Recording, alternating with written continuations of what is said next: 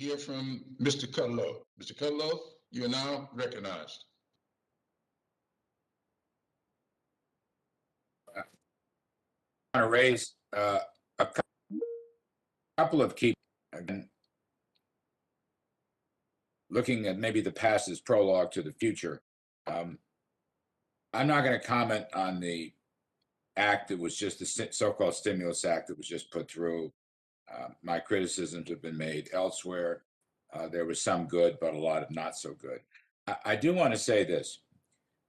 I agree with Mr. Clyburn and Mr. Scalise and some of the others that we need a balanced and equitable and inclusive economic recovery. I fully agree with that goal. What I want to note here, though, is that looking at the policies of the last administration, the Trump administration, of lower tax rates, significant rollback of regulations, energy independence, and also tough and fair trade policies, particularly with China, that pre-pandemic, in the first 3 years before we got hit by this awful catastrophe, we had a broad-based, inclusive economic growth rate, a resurgence and renaissance of the economy, which middle and lower middle income folks did better than upper income folks by a significant degree. And minority groups, be they African Americans, Hispanic Americans, Asian Americans, women, people with only high school degrees, did significantly better. It was the middle and lower income brackets that far outpaced the upper brackets. The tax cuts, lower tax rates, particularly for corporations and smaller businesses, as well as the regulatory rollback and the energy story. Look, after many years of stagnant wages, going back to the year 2000, median household incomes rose by $6,500 for a typical family of four. Real wages increased 10% for blue-collar and middle-class workers. I called it a blue-collar boom pre-pandemic. 6.6 million Americans were lifted out of poverty. Household wealth, that's stocks and homes and cash, household wealth for the bottom 20% of income earners increased 34%, while household wealth for middle-income Americans increased 20%.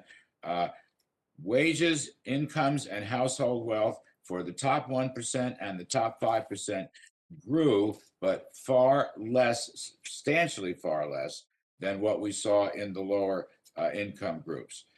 The bottom 50% of households saw an astonishing 40% raise in net wealth. Poverty rates for African Americans, Hispanic Americans, Asians, women reached record low numbers. Inequality declined dramatically. All this was a complete reversal, not only of the prior 8 years, but frankly, of the prior 16 years, going back to the year 2000. Unemployment hit 50-year lows. Employment participation rates hit almost 50-year highs. And again, it benefited. You got low unemployment at 3.5% overall.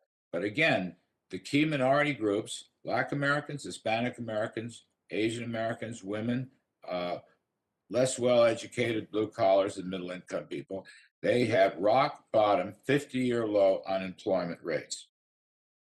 So I just put that on the table. My biggest concern here is that we're going to turn back the clock and reverse these policies.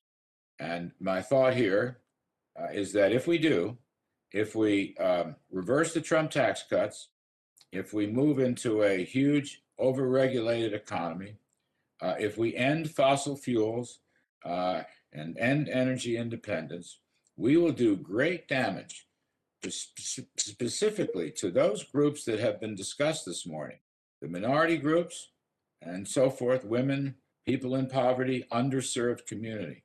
I want to also tout the Opportunity Zone program. Roughly 1,000 opportunity zones have been set up across the country. to provide incentives for investments to underserved communities. These must be allowed to stay. I think at the end of the day, the best policies we can do is not to overspend, not to try to penalize success, not to try to raise taxes and regulations in ways that we haven't seen in 30 or 40 years.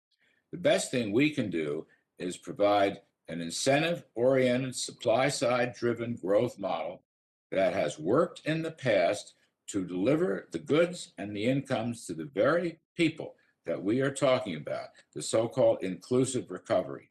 These policies, I might add, have worked under Democrat and Republican administrations. I wrote a book on this subject. John F. Kennedy was the biggest tax cutter since World War II. He was really the first supply sider. Ronald Reagan followed. Bill Clinton may have raised taxes in his first year, but he wound up cutting the capital gains tax and the biggest welfare reforms, bipartisanship with Newt Gingrich, that this country has ever seen. And I want to make a note on welfare reforms. I guess it'll be my final point. I don't want to go on forever. But this recent stimulus bill has expanded the welfare state probably by the largest amount since the LBJ Great Society. And in particular, I want to express my worry and my concern that this expansion, which has left work requirements out, whether it's the child credit or anything else, work requirements have been decimated in this bill, and people want to make that permanent. That goes against what Clinton and Gingrich did, and I fear that it will create more poverty and more unemployment as we go forward. So I would like to see less spending. I'd like to see more supply side economics. I say this in a bipartisan sense. We can work together to achieve these goals. At the end of the day, gentlemen, I think the private enterprise economy is going to deliver the goods for all Americans far better than a top down, heavy government, central planning economy. Thank you for listening. Thank you very much, Mr. Kudlow. Each member now will have 5 minutes for questions. I now recognize